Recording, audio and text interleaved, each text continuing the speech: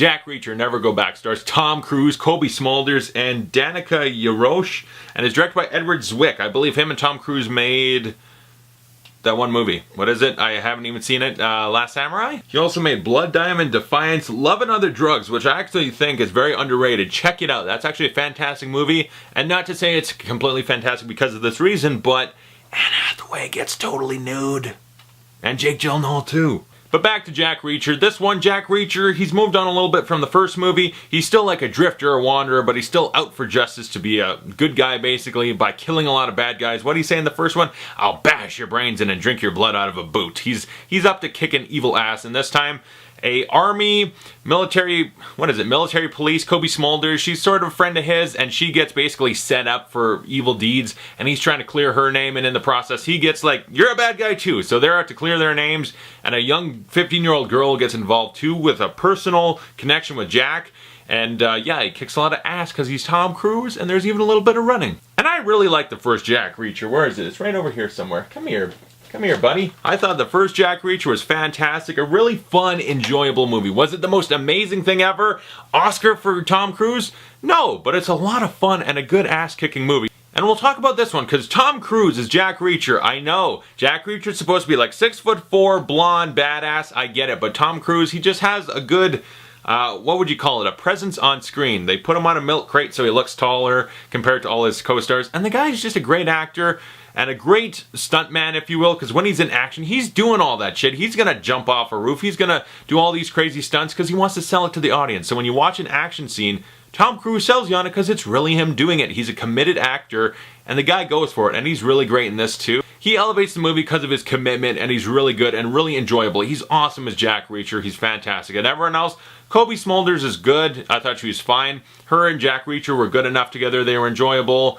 She was okay, but her character did bring in a little bit of an annoyingness to the story of like, I'm a girl, but I'm tough, so girls can be tough too, just as tough as you, Jack Reacher. Why can't I go kick some ass? It's like, because technically, that's Tom Cruise, you're Cobie Smulders, and if you gotta fight 6 dudes, Tom Cruise will win. And I hate to tell you this, Cobie Smulders, or your character, I forget your character's name, Jack Reacher, Tom Cruise is more of a badass than you. He'll kick more ass than you can. You might be tough too, you're in the military police and all, but let the man do what he's got to do and quit bitching at him. I mean, come on. It didn't really ruin the movie, but every now and again they came up and it was a little annoying. Like, I get it. Girls can be tough too. Furiosa, Hit Girl, stuff like that. But in this situation, Jack Reacher has outclassed you, so just quit bitching at him. And then involvement from the young girl. At first, I was like, I don't know if I want this. I don't know. This seems unnecessary, and it seems like it's gonna just kind of neuter Jack Reacher as a character and the story and how badass it can be. Is this necessary? But when it all plays out, I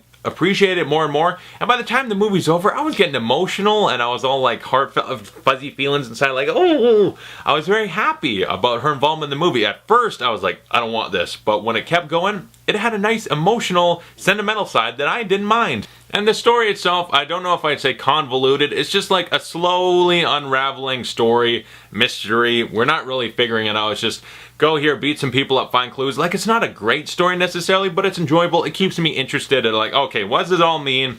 And what did the bad guys do that got them in trouble? And the bad guys themselves, lame, forgettable, generic. And the first Jack Reacher had Jai Courtney, and you know, that guy's not exactly an example of great charisma on screen. He can occasionally. And we also had Werner Herzog in the first one. It's like the villains in the first one weren't that great either, but they had more personality. These ones are pretty much personality dead. And the villain guy, he looks a little bit like Jai Courtney. He's got the same, like, he's got stubble and a short shaved head. And it's just very generic, lame, forgettable bad guys. And their plot is kind of just whatever. It's just, that's not the stand-up part of the movie. It's like cool action, not the best action in the world, but cool enough action with Tom Cruise. That's what elevated the movie. And a nice sentimental side. But like the villains and the story, it's just kind of okay, generic, run-of-the-mill, standard stuff. But also the direction. Edward Zwick can make a good-looking movie, and when it came to the action, I was paying attention. I haven't seen much of his movies. I haven't even seen Last Samurai, but I did see Love and Other Drugs. Very low in action.